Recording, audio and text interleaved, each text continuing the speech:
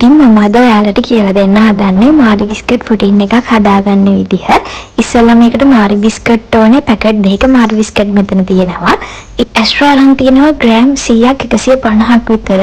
මම මේක room temperature එකේ විනාඩි 10ක් 15ක් විතර තියලා තමයි ගත්තේ. මේ දෙපාරක් විතර හලාගත්ත icing sugar මෙතන ග්‍රෑම් 200ක් 250ක් විතර අරන් තියෙනවා. මේක මම හදාගත්තේ ෆ්‍රෙෂ් මිල්ක් එකක් රත් වෙනකොට ඒකට කොෆි එකතු කරනවා. සීනි දාගන්න එපා. මේ තියෙන්නේ මම මගේ පුඩින් එක හදාගන්න භාජනේ. ඉතින් මේ භාජනේට හරියන විදිහට තමයි මමගේ ඉන්ග්‍රීඩියන්ට්ස් ඔක්කොම අරන් තියෙන්නේ. ඉස්සෙල්ලාම පිරිසිදු භාජනයක් අරගෙන ඒකට බටර් චුට්ටක් එකතු කරගන්න ඕනේ. ඒකටම මම දැන් icing sugar මේස හැඳි දෙකක් එකතු කරලා හොඳට කලවම් කරගන්නවා.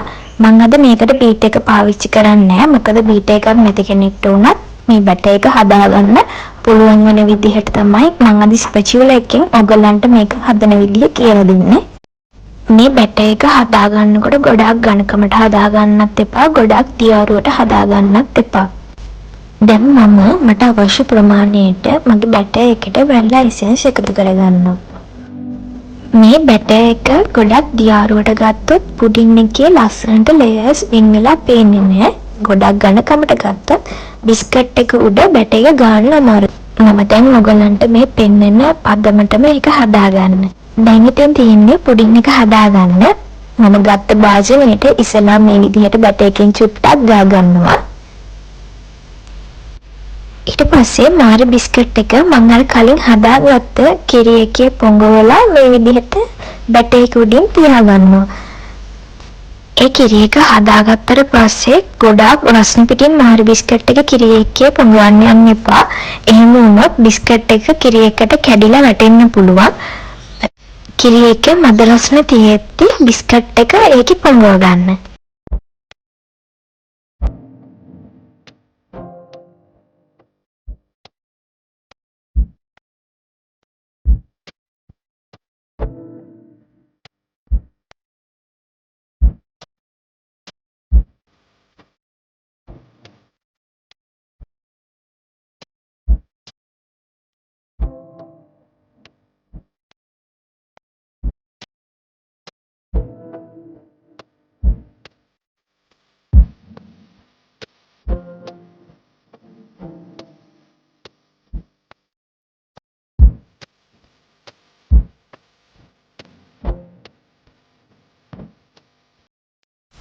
ඔන්න මම දැන් මගේ පුඩින් එකේ ගොඩක් වැඩ ඉවර කරලා තියෙන්නේ. ඉතින් උඩිනුත් බැටර් එකකින් ලේ එකක් දාගෙන මේ විදිහට කවර් කරලා මම පැය දෙකක් තුනක් විතර ප්‍රමාණයක් ෆ්‍රිජ් එකේ දාලා තියාගන්න.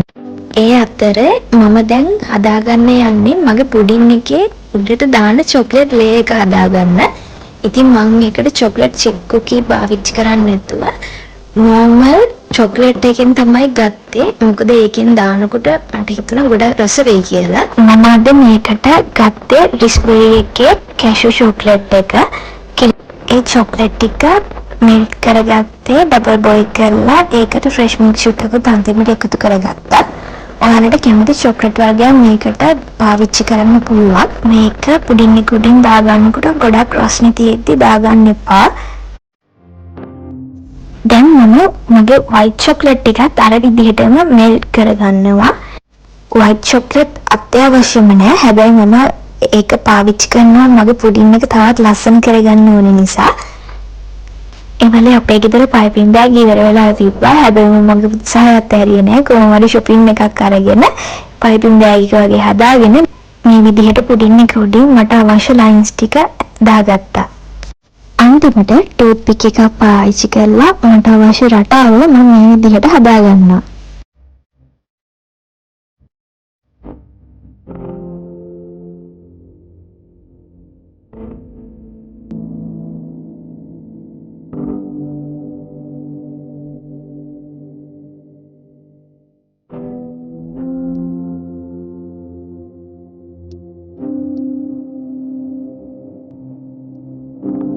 ඉතින් මේ පුඩින් එක හදාගන්න හරිම ලේසියි. ලේසි. කිසිම කරදරයක් නැහැ. ලොකු වියදමක් වෙන්නෙත් නැහැ. අනිවාර්යෙන්ම ඔයගොල්ලොත් මේ පුඩින් එක ගෙදරදී හදලා බලන්න. ඕනම කෙනෙක්ට ලේසියෙන් හදාගන්න පුළුවන් පුඩින් එකක්.